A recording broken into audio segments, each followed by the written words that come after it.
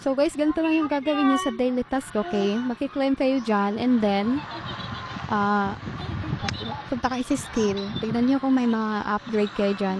Yan. I-upgrade niyo lahat to kasi kailangan yan. Ang gagamitin niyo, yung family coins, hindi yung gold coin na yan. Dapat yung bronze ang pindutin niyo. Eto, yan. Tapos level up.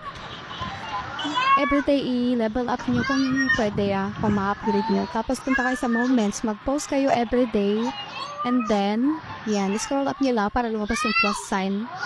Tapos, ay, pwede kang bata. Tapos yun, i-ano nyo, mag-post kayo ng kahit anong screenshot man yan, and then mag-caption kayo ng kahit anong gusto nyo para ma-publish natin siya. Pwede naman i-publish pero mas maganda pa rin sigurado na yung may caption. Tapos punta kayo sa Hypame ulit. And then tignan nyo yung task. Kung may makiklaim kayo dyan, i-claim nyo. Kung wala, dapat tapusin nyo.